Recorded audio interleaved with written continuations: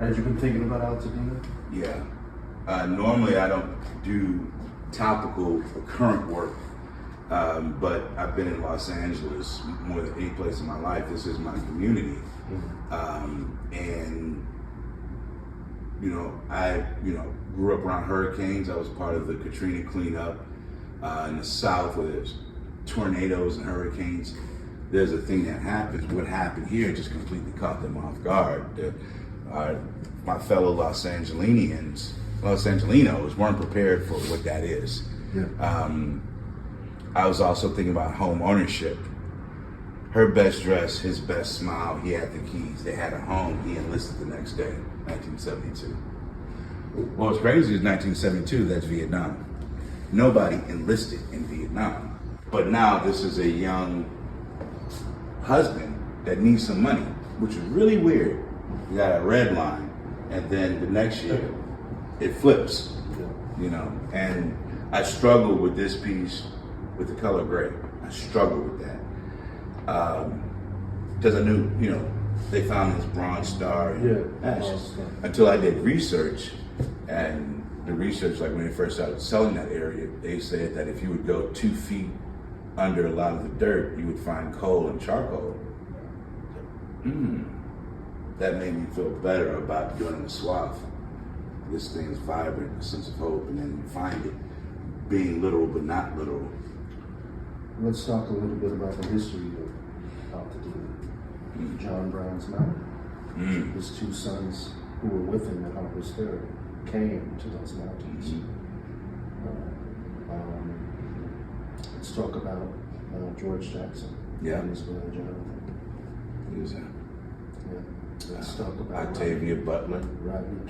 Rodney King. Let's talk about Betty Saar. Betty's from there. You know who her paper boy was? Who was her paper boy? Jackie Robinson. How about, I didn't know that. Yeah. And his brother Mac, after coming back from the Hitler Olympics with a medal in his pocket, was a street sweeper. Wow. Yeah. Charles White up at the top, the Meadows, Charles White Park. Somehow it was fireproof, made it through the fire. Wow.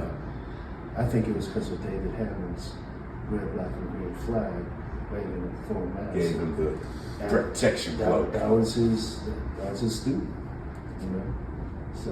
And that's a part of Black history, unfortunately. We didn't hear about it until the place is burning down. It's just like weird.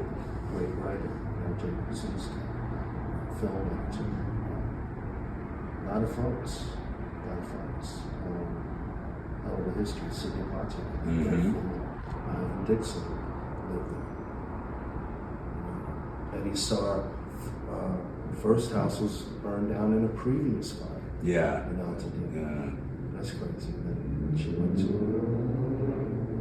Laurel Canyon. So there's a lot there. It has a Sugar Hill quality to it. With horses. Yeah.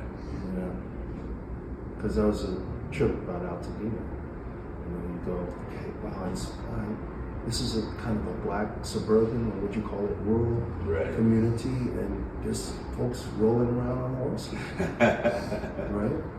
At the foot of this mountain. So, and there's the red line, of course. Well, the red line system.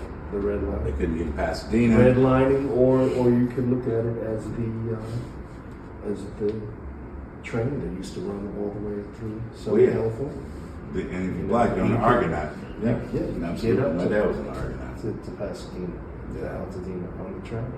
Go down to Watts, go to Long Beach, go out to Venice, go all the way up Echo Park Avenue. That's the way that LA used to live. Then the automotive company, the gas company, oil company, tire company, all of that. No, let's pull up the tracks. Because it's all going to be automotive. Each one of those steps, black folks, we've been part of that. Either the reason or part of the manufacturing and creation of that. AltaDena created, we weren't allowed in a lot of places, we created community in AltaDena. That's what happens to Sugar Hill of it all. And then all these fantastic folks who would go on and do great things and get the support of community.